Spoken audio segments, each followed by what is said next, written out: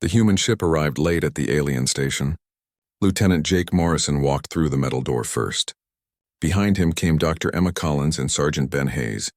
They were there to help the Vraks, a race of tall, lizard-like aliens who had asked Earth for support with their new colony. Commander Krathvor waited on the other side. He stood nearly 8 feet tall with silver scales covering his body. His 4 yellow eyes looked at the humans with clear annoyance. The Vraks leader did not seem happy about their arrival. Jake held out his hand to shake, but the commander just made a clicking sound with his mouth. The translator box on his belt changed the clicks into English words. "You are the humans everyone talks about," Krathvor said. His voice came out flat and cold through the machine. "I do not understand why the council wanted you here. The Vraks have managed our own business for 6,000 years. We do not need help from others." Emma smiled anyway. She had dealt with unfriendly aliens before. "We are here to assist, Commander. The reports we got said you were having some trouble with your young ones." The commander's scales turned darker. Jake had read that this meant the Vraks was upset or angry. The cubs, yes, they cause problems. But this is a Vraks issue. You are here because the council forced me to accept you. Nothing more. They walked through the ship's long hallways. Jake noticed damage everywhere. Walls had burn marks and dents.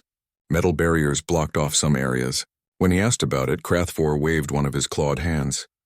"The cubs cannot be controlled," the commander said like he was talking about the weather. "It is simply how they are. They act on instinct only. They are wild and chaotic. No one can reason with them. No one can train them. We just limit the damage they cause until they grow old enough to think properly." "How old are these cubs?" Emma asked. Her scientific mind was already working on the problem. "Between 3 and 7 years in your human counting. We have 42 of them on this ship alone." Ben let out a low whistle. "And you just let them do whatever they want?" Krathvor stopped walking. He turned to face them with all 4 eyes narrowed. "You do not understand. We do not let them do anything. They cannot be stopped. It is biology. Cubs are chaos in physical form until their brains develop thinking ability. Every species in the galaxy knows this. Every species accepts this as fact." Jake looked at Emma.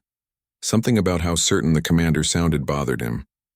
"But they were guests on this ship." He kept quiet for now. "I would like to observe them," Emma said carefully. "For my research, learning more about your species could help with the colony project." The commander's mouthpieces clicked again.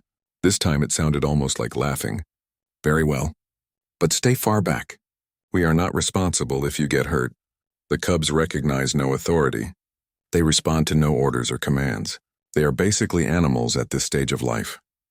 As they got closer to where the cubs were kept, Jake heard noise. Crashes, screams, and sounds like small bombs going off. Through a thick window, he saw a large room that looked like a prison cell. Everything inside was broken or damaged. Then he saw the cubs themselves. They looked like smaller versions of adult Vraks, about 3 feet tall with softer scales and bigger eyes. They ran around in what seemed like random patterns. They climbed walls and threw things. They fought with each other. The whole scene looked like pure chaos. But Jake watched more carefully. Something caught his attention. It was not random at all. He saw patterns in how they moved. He saw them working together in small groups even while they seemed to fight. He saw them building things in corners only to knock them down again. But they always rebuilt in the same spots. "Commander, you said they are completely uncontrollable?" Emma asked. She was already recording everything on her tablet. "Yes," Krathvor answered with clear frustration in his tone. "We have tried every method our scientists created over thousands of years. Keeping them contained is all we can do. In 3 more years, their brains will mature enough to become civilized. Until then," he pointed at the chaos below them. Jake kept watching the cubs. His eyes followed their movements. "What do they eat?" he asked suddenly. Krathvor seemed confused by the question. "Nutrient paste. We send it through automatic feeders at set times. Why does this matter? And sleep? Where do they sleep?" "They collapse wherever they get tired. The room has temperature control so they will not freeze." Ben frowned. "No beds, no special sleeping areas. They would just destroy them. Cubs destroy everything they touch." Jake felt his stomach tighten. "Commander, can I go inside that room?" The silence that followed was heavy. All 4 of Krathvor's eyes locked onto Jake. The stare would have scared most people. But Jake had spent 5 years working with dozens of different alien races. He did not look away. That would be foolish, Krathvor said slowly, but is it possible? You would almost certainly get hurt, possibly killed. The cubs do not care what they attack. They go after anything that moves. I still want to try. Krathvor's scales rippled in a way that might have been a shrug. Your species' stupidity is not my problem. I will have doctors ready. He paused, then added with clear mockery in his voice, perhaps this will teach you humans that some problems cannot be fixed with your foolish hope. 20 minutes later, Jake stood at the door to the cub room. He had taken off anything that might look threatening. Emma had given him a small medical device that would alert them if his heart stopped or if he got badly hurt. Jake, are you sure about this? Emma asked. Worry filled her voice. Yeah, he said. He was surprised by how sure he felt. I am. The door opened with a hissing sound. Inside the room, the chaos continued. Several cubs noticed the door and turned toward Jake. Their small mouths opened, showing rows of sharp teeth like needles. They started moving toward him in a way that looked aggressive. Jake did something that made Krathvor's translator box make a strange, broken sound. He sat down on the floor, right there at the entrance. Jake crossed his legs and sat. He made himself small and non-threatening. He did not look directly at the cubs coming toward him. Instead, he looked slightly to the side. Then he began speaking in a low, calm voice. Hey there, little ones. I know this place is scary. I know you are probably confused and tired. I am not here to hurt you. The cubs stopped moving forward. They tilted their heads all at the same time. Behind the glass window, Emma was writing notes as fast as she could. Jake kept talking. His voice stayed steady and soothing. I am Jake. I am not from around here. But I want to understand you. Can you show me what you need? One cub came closer. It was slightly smaller than the others with darker scales. It walked around Jake once, then twice. Then it stopped in front of him. It opened its mouth, but instead of biting, it made a small chirping sound. Jake very slowly lifted his hand with his palm up in a non-threatening way. The cub smelled his hand. Then it chirped again. From behind the glass, Krathvor's voice came through the communication system. He barely sounded in control. Impossible. They do not communicate. They only destroy. But Jake was seeing something else entirely. More cubs were coming closer now. Not to attack, but because they were curious. And he noticed something important. They were all making different chirping sounds at each other. They were talking. Jake stayed on the floor for the next 2 hours. More and more cubs gathered around him. He kept talking to them in his calm, steady voice. He did not try to grab them or touch them unless they came to him first. He just offered his hand so they could smell it and check him out. Emma watched everything through the glass. She could barely control her excitement as she recorded data. Commander, do you see this? They are responding to his voice, watch. When he speaks lower, they move closer. When he stops talking, they wait for him. Krathvor stood frozen. His scales kept changing colors. Emma's tablet told her these were colors that showed extreme confusion and shock in Vrax. This is not possible, the commander said for the 5th time. Cubs do not respond to anything. Cubs do not communicate. Ben had been watching quietly. Now he spoke up. Commander, with respect, maybe they do communicate. Maybe no one was listening before. Inside the room with the cubs, Jake had figured something out. The cubs were not causing random destruction like everyone thought. They were trying to build things. In one corner, he saw they had stacked broken furniture in what looked like an attempt to make a shelter. In another spot, they had sorted debris by size and color into neat piles. They are not chaotic, Jake said into his communication device. They are trying to create order in a place that gives them nothing. He noticed the small, dark-scaled cub from earlier stayed closest to him. It kept making one specific chirping pattern and looking at one of the walls. Jake followed where the cub was looking. He saw a crack in the wall where cold air was blowing through. They are cold, Jake said suddenly. Commander, the temperature control you mentioned. Is it set for adult Vrax? There was a pause. Then Krathvor's voice came back, sounding stiff and formal. Yes, cubs are expected to adapt to proper temperature standards. But their bodies are smaller. They lose heat faster than adults. Jake looked around the room again. They are not being destructive just to destroy. They are trying to survive. Jake slowly stood up. The cubs tracked his movement with their eyes but did not run away or scatter. He walked toward the wall with the crack. Several cubs followed him. He looked at the damage more closely, then turned to face the observation window. They need warmer temperatures. They need proper places to sleep. They need real food, not just that paste. They also need things to keep their minds busy. They are intelligent, Commander. They have been intelligent this whole time. Krathivor's scales had turned a pale gray color. No Vrac scientist in 6,000 years has ever suggested such a thing. Emma looked up from her tablet. Commander, I am looking at the biological data you gave us. Their brain development patterns are not that different from human children in some important ways. What if the reason you always thought cubs could not be controlled is because you were trying to treat them like small adults instead of children? The word seemed to break something in Krathivor's certainty. Children? He repeated the word slowly, like he had never heard it before. Yes, Jake said. He was still surrounded by cubs who seemed happy just to be near him. They need guidance and patience and care, not just a locked room. The small, dark-scaled cub chirped at Jake again. Then it did something that made everyone in the observation room stop breathing. It reached up with its small clawed hand and gently pulled on Jake's pants. Then it pointed toward the corner where the makeshift shelter was located. I think this one wants to show me something, Jake said quietly. He followed the cub across the room. The other cubs watched but did not get in the way. When they reached the corner, Jake saw what the cub wanted him to see. Another cub, even smaller than the others, was curled up in the shelter. It was shaking. This one is sick, Jake said urgently. How often do you check on their health? Another long pause. Cubs are monitored through cameras and sensors. Direct medical examination is considered impractical. Get a medical team in here right now. Dr. Lisa Palmer arrived fast. She was the medical officer from the human ship. She came with a Vrax doctor named Jexnal. The sick cub was carefully taken out and examined. It had a lung infection, something that could have been prevented with basic medical care. While the doctors worked, Jake stayed with the other cubs. Word had spread through the Vrax ship about what was happening.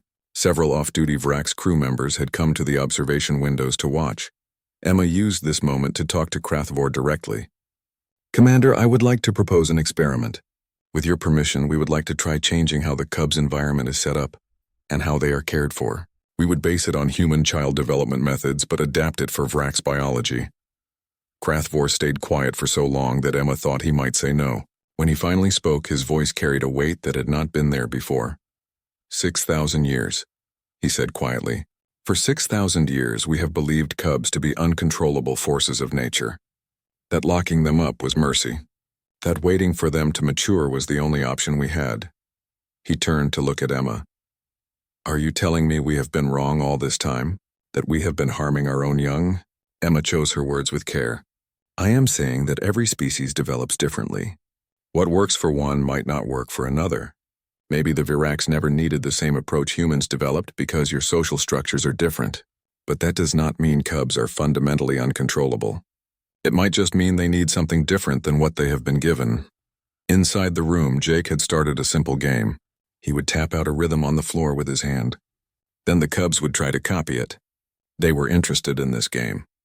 Several of them were quite good at matching the patterns.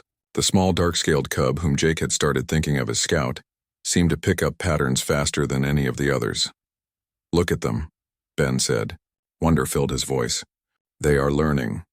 Krathvor watched in silence. Everything he had believed about his own species was crumbling and rebuilding into something new before his eyes. Do the experiment, he said finally. Use whatever resources you need. Give them whatever the humans say they require. Over the next 3 days, the room where the cubs lived was completely changed. The temperature was raised by 15 degrees. Soft materials for nesting and sleeping were brought in. The food options were expanded to include different textures and flavors. But most important of all, the cubs were no longer left alone. Jake, Emma, and several Vrax volunteers who had started to question the old ways began spending time with the cubs every day. They taught them simple things. They played games with them.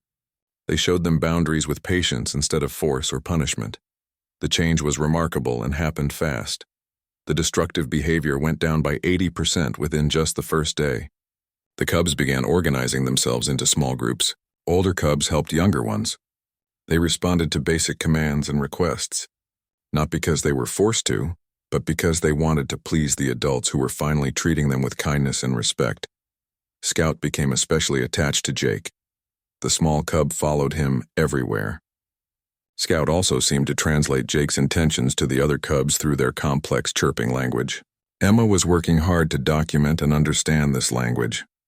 On the third evening, Krathvor entered what used to be called the containment area. It was now set up as a proper nursery. The cubs were getting ready for sleep, curled up in their warm, soft bedding. Scout chirped a greeting at the commander but did not move from his spot near Jake. "They trust you," Krathvor observed. "More than they have ever trusted any adult Vrax." Jake looked up from where he sat. He was gently stroking the top of Scout's head as the small cub dozed off. "They trust you too, Commander. Or they will if you give them the chance to." "How did you know?" Krathvor asked. "How did you see what we could not see for thousands of years?" Jake thought about the question carefully. Maybe because we were not looking at them through thousands of years of tradition and assumptions. We just saw scared kids who needed help. The changes in the nursery spread through the entire Vrax ship like wildfire. Within a week, every crew member had heard about what the humans had done. Many came to see for themselves. They stood at the observation windows and watched in shock as cubs played organized games, learned simple tasks, and responded to gentle guidance. Jake spent most of his time in the nursery now. He had developed a routine with the cubs. Morning started with a feeding time where cubs learned to wait their turn and share. Then came learning time where Emma taught them basic concepts through games and puzzles. Afternoon was for physical activity and play. Evening was for quiet time and stories before sleep. Scout had become Jake's shadow. The small dark-scaled cub was always at his side, helping to communicate with the other cubs when they did not understand what the humans wanted. Scout had learned to understand several human words and could chirp back responses that Emma was slowly learning to interpret. One morning, a female Vrax crew member named Velsha appeared at the nursery door. She stood there for a long time just watching. Her scales kept shifting colors. Emma recognized the pattern as one that indicated internal conflict or strong emotion. "Can I help you?" Emma asked gently. Velsha's 4 eyes focused on Emma. "I have a cub. A son. He is 5 years old. He is in containment on another ship in our fleet." Her voice through the translator sounded strained. "I gave birth to him. Then I handed him over to containment, as all Vrax do. I have not seen him since." Emma felt her heart break a little. "That must be very hard." "It is normal," Velsha said, but her scales kept shifting colors that said otherwise. "Or it was normal, before you came, before you showed us this." She gestured at the nursery where cubs were happily playing a sorting game Jake had invented. "Would you like to see your son?" Emma asked. Velsha's scales went very still. "Is that allowed?" "I think things are changing. Let me talk to the commander." Krathvor agreed to Velsha's request immediately. He had been changing too, Emma noticed. He came to the nursery every day now. He watched everything carefully. He asked questions. He even sat on the floor once, though he had not yet interacted directly with any cubs. 2 days later, Velsha's son arrived on a transport shuttle. His name was Krixal. He was bigger than Scout but moved in the same jerky, uncertain way all contained cubs did. When he first entered the nursery, he hissed and showed his teeth at everyone. The other cubs stopped playing and watched. Jake approached slowly. He sat down on the floor several feet away from Krixal. "Hey there, buddy. I know you are scared. This is all new. But you are safe here. These other cubs are your friends. And that adult over there?" He pointed at Velsha, who stood frozen by the door. "That is your mom. She came to see you." Krixal's eyes moved from Jake to Velsha and back again. He made a low growling sound. Scout chirped loudly. Then the small cub walked over to Krixal.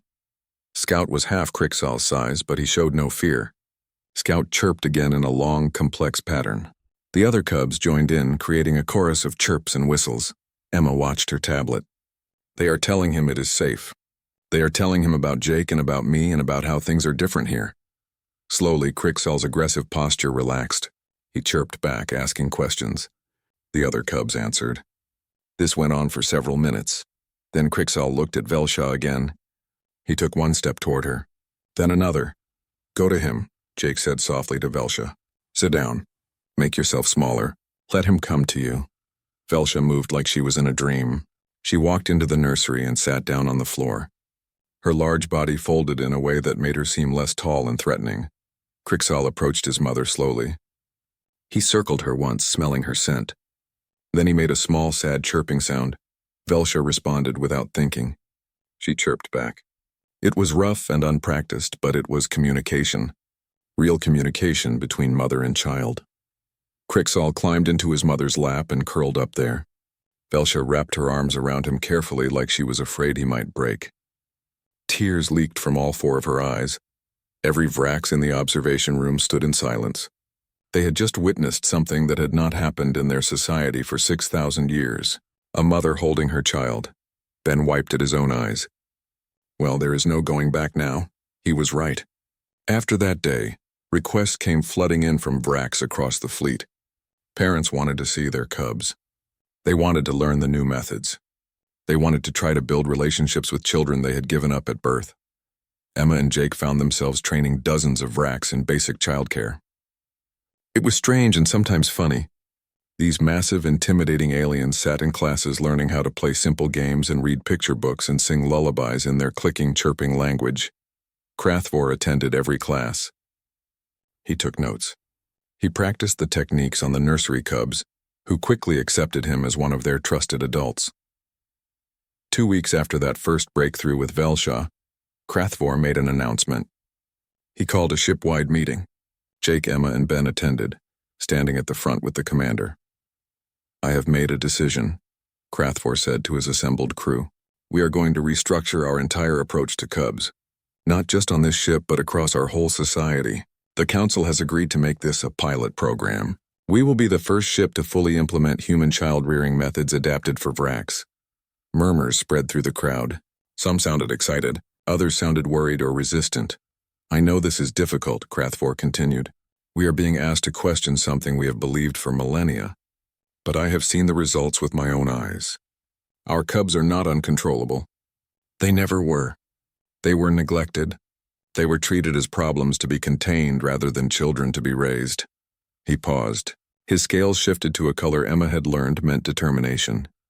"I am also going to do something that has not been done in Vrax society for thousands of years. I am going to meet my daughter." The room erupted in shocked clicks and whistles. Krathvor raised one hand for silence. "Her name is Kirash. She is 4 years old. She has been in containment since birth, as tradition demands. I have never held her. I have never spoken to her. I followed the old ways because that is what was expected." His voice grew stronger. "But the old ways were wrong, and I will not follow them anymore." 3 days later, Kirash arrived. She was small with beautiful silver scales that matched her father's. She came into the nursery hissing and scared just like Crixall had, but this time, the established nursery cubs knew what to do. Scout led the welcome committee. He and the other cubs surrounded Kirash and chirped their reassurances. They showed her the toys and the soft sleeping areas and the good food. They introduced her to Jake and Emma and Ben, and then Scout gently nudged Kirash toward where Krathvor sat on the floor waiting. The commander looked terrified. Jake had never seen the imposing alien leader look scared before, but now Krathvor's scales were shifting through colors that indicated pure fear. "What if she rejects me?" Krathvor asked quietly. "She won't," Jake promised. "Just let her come to you. Talk to her. Tell her who you are." Kirash approached her father slowly. She was so small compared to his massive frame. She tilted her head and chirped a question. Krathvor's voice shook when he responded. He chirped back in the language of cubs, something he had been practicing in secret. He told her he was her father. He told her he was sorry. He told her he loved her, even though that was not a word Vrax traditionally used. Kirash climbed onto one of her father's legs. Then she curled up against his chest and made a soft, content chirping sound. Krathvor sat frozen. Then very carefully he wrapped his arms around his tiny daughter. His whole body shook. "I see now," he said, looking up at Jake with all four eyes bright. "You did not just show us how to control cubs. You showed us what we had lost. You showed us how to be a family." From that day forward, the Vrax ship was transformed. Cubs were no longer kept in containment. They lived in nurseries with adults who cared for them. Parents visited their children. The ship filled with the sound of chirping cubs and the responding clicks of adults who were learning to be parents. The success on Krathvor's ship caught the attention of the Vrax High Council. They sent observers to evaluate the program. 5 council members arrived 3 weeks after the first changes were implemented. They were old Vrax, their scales dark with age, their movements slow and deliberate. Elder Tormund led the group. He was the oldest living Vrax, over 200 years by human counting. He had overseen cub containment policy for 70 years. His four eyes looked at the nursery with what seemed like deep skepticism. "This is highly irregular," Tormund said. His voice was rough even through the translator. "Cubs in the same space as adults. Cubs being handled and touched. This violates every protocol we have established." Krathvor stood tall. His daughter Kirash was perched on his shoulder, something that would have been unthinkable a month ago. "With respect, Elder, the protocols were based on false assumptions." "False?" Tormund's scales darkened further. "I have spent my entire life studying cub behavior. I have written the guidelines that all Vraks follow. Are you saying my life's work is meaningless?" Before Krathvor could answer, Jake stepped forward. "Elder Tormund, may I ask you a question?" The old Vrax turned his attention to the human. "Speak. When was the last time you actually spent time with a cub? Not observed through a window or on a monitor. Actually sat with one and interacted." Tormund's silence was his answer. "That is what I thought," Jake said gently. "You studied behavior from a distance. You never questioned whether that behavior was natural or just a response to the environment they were in. Humans presume to lecture us on our own species." Another elder, Sharex, spoke up with anger in her voice. Emma joined Jake. "Not lecture. We are just offering a different perspective. In human history, we once believed that children should be treated harshly to make them strong. We believed showing affection would make them weak. We were wrong. It took us time to learn that children need love and guidance to develop properly." "Our cubs are different," Sharex insisted. "Are they?" Emma asked. She pulled up data on her tablet. "Look at these brain scans. We compared Vrax cubs with human children. The emotional processing centers are remarkably similar. The social bonding pathways are almost identical. Your cubs are not that different from our children in the ways that matter most." Kirash chirped from Krathvor's shoulder. Then she did something that no one expected. She climbed down her father's body and walked right up to Elder Tormund. The tiny cub looked up at the ancient Vrax and chirped a greeting. Every adult in the room tensed. Tormund stared down at the small cub. He had spent his entire life believing cubs were dangerous and uncontrollable. Now one stood before him calm and friendly, waiting for a response. "What does she want?" Tormund asked, sounding uncertain for the first time. "She is greeting you," Krathvor explained. "It is polite. She is showing respect to an elder. Cubs do not show respect. Cubs do not understand social hierarchy." "This one does," Jake said, "because she was taught. Because she was raised, not just contained." Kirash chirped again, more insistently. Then she held up one small clawed hand toward the elder. "She wants you to acknowledge her greeting," Emma said softly. "You can chirp back or you can offer your hand like humans do." Tormund stood frozen for a long moment. Then slowly, he extended one large aged hand toward the tiny cub. Kirash placed her small hand in his and chirped happily. Something changed in the old Vrax's expression. His scales shifted through several colors rapidly.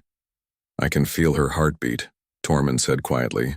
"So fast, so small, so alive." He knelt down, his old joints creaking. Now at eye level with Kirash, he chirped a greeting back. It was rusty and uncertain, but it was real communication. Kirash climbed into his lap like it was the most natural thing in the world. She curled up there and closed her eyes, completely trusting. Tormund looked up at Jake with an expression that might have been the Vrax equivalent of tears. "What have we done? What have we done to our young for all these years?"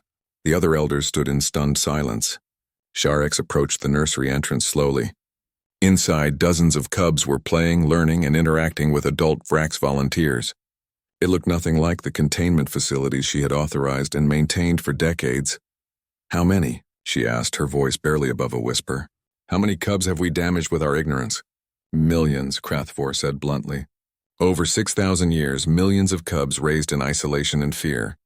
Millions who never knew their parents. Millions who learned that adults were threats to be avoided." Ben spoke up from where he stood. "But you can change that. Starting now. Starting today." Over the next few hours, the elders toured the nursery. They met cubs who could communicate, who could play games, who could learn and grow. They watched as parents interacted with children they had once given up at birth. They saw the joy and the healing happening in real time. By evening, Elder Tormund made an announcement. The council will vote to change cub policy across all Vrax space. This will be implemented immediately on all ships and all colonies. Containment facilities will be converted to nurseries. Parents will be trained in proper childcare. The humans will be asked to help establish programs throughout our territory. The news spread through the Varax fleet at incredible speed. Some reacted with celebration. Others reacted with anger or denial. There were Vrax who insisted the old ways were correct, that this change was being forced on them by aliens who did not understand their culture. A group of traditionalists led by Sub-Commander Zelkor organized a protest. They claimed that humans were destroying Vrax society, that cubs would grow weak and undisciplined under the new system. Krathfor called a meeting with the protesters. Jake and Emma attended as observers. Your concerns are noted, Krathfor said diplomatically, but the evidence is clear. Cubs raised with care and guidance show better development in every measurable way. You have been manipulated by human sentiment, Zelkor argued. His scales were dark with anger. Cubs need to be tough. The harsh containment makes them strong. Does it? Krathfor gestured to a screen showing data. Look at these statistics. Cubs from containment show higher rates of aggression, lower social skills, and delayed cognitive development compared to the cubs in our new nursery program. The harsh treatment did not make them strong. It damaged them. Lies, Zelkor spat. Human propaganda. At that moment, Scout entered the room. The small, dark-scaled cub had become something of a mascot for the new program. He walked right up to the arguing adults and chirped loudly. Everyone stopped talking. Scout chirped again, this time in a long, complex pattern. Then he walked to a datapad on the table and pulled up a file. It was a video comparison showing cubs in the old containment versus cubs in the new nursery. The difference was stark. Containment cubs moved erratically, fought constantly, and showed signs of stress in their scale colors and body language. Nursery cubs played cooperatively, responded to adult guidance, and looked healthy and happy. Scout chirped again and pushed the pad toward Zelkor. Emma watched in amazement. Did he just present evidence in an argument? Yes, Krathfor said, pride evident in his voice. He did. Zelkor stared at the small cub. This is a trick. You trained this one specific cub to perform. Scout made a sound that was unmistakably a snort of disgust. Then he chirped at several other cubs who had gathered at the door. They all came in and one by one demonstrated different learned skills. One solved a complex puzzle. Another drew a picture. A third sang a series of tones in perfect pitch. These cubs are 4 weeks into the new program, Krathfor explained. 4 weeks ago they were in containment, behaving exactly as your theory predicts. Now look at them. The demonstration continued for an hour. By the end, even Zelkor's resolve had cracked. He watched as Kirish solved a mathematics puzzle designed for adult Vrax. How? He asked finally. How did we miss this for so long? Jake answered. Because sometimes you are too close to a problem to see it clearly. Sometimes you need an outsider to ask the simple questions. Why? What if? Could it be different? That night, the council vote was unanimous. The old containment system would be abolished throughout Vrax space. The change would not be easy or quick, but it would happen. Tormund approached Jake before the humans departed for the evening. The old elder still held Kirish, who had fallen asleep in his arms. I have one question for you, human, Tormund said. Why did you care? These are not your children. This was not your problem. Why did you invest so much effort into fixing something that did not affect your species? Jake smiled. Because we could. Because helping others is what humans do, and because every child, no matter what species, deserves a chance to be loved. 2 weeks later, the human ship Horizon's Edge prepared to leave the Vrax fleet. Jake stood in his quarters, packing his few belongings. Through the window, he could see several Vrax ships docked nearby. All of them were beginning to implement the new nursery programs. A soft chirp at his door made him turn. Scout stood there, looking smaller than usual. The little cub's scales had lost some of their brightness. Hey, buddy, Jake said, kneeling down. I was going to come say goodbye. Scout chirped sadly and walked into Jake's arms. The cub pressed his face against Jake's chest, making small, distressed sounds. I know, Jake said softly, stroking Scout's head. I am sad too. But you are going to be okay. You have Krathfor now. You have Emma's team who will stay for another month. You have all your friends here. Scout chirped a question. Yes, I will come back. I promise. The council wants us to return in 3 months to check on progress. I will see you then. The cub pulled back and looked at Jake with his large eyes. Then he chirped something long and complicated. Emma appeared at the door. She had been learning the cub's language extensively. He says thank you. He says you saved them. He says the cubs will remember what you taught them and they will teach their own cubs someday. Jake felt tears forming. Tell him it was an honor to know him. Tell him he is the bravest cub I ever met. Emma translated, and Scout chirped back with what might have been the cub equivalent of crying. Then he did something unexpected. He reached into a small pouch he had been wearing and pulled out a smooth stone. It had been polished to a shine. Scout placed it in Jake's hand. "What is this?" Jake asked. "It is a memory stone," Emma explained. Vracs give them to individuals they never want to forget. Scout must have been working on polishing this for days. Jake closed his hand around the stone. "I will keep this forever, Scout, I promise." The farewell ceremony took place in the main hangar bay. Hundreds of Vracs had gathered to see the humans off. Cubs and adults stood together, a sight that would have been impossible just weeks ago. Commander Krathvor stood at the front with Kirish on his shoulder. His scales showed colors that Emma had learned meant respect and gratitude. "The Vracs owe you a debt we can never repay," Krathvor said formally. "You have given us back something we did not even know we had lost. Our children, our families, our future." Elder Tormund stepped forward. He moved slowly but with purpose. "The Council has voted to award you the highest honor we can give to non-Vracs. You are declared friends of the Vracs people. This title has only been given 3 times in our history. You will be welcome on any Vrac ship or colony for the rest of your lives." He placed 3 silver medallions around the necks of Jake, Emma, and Ben.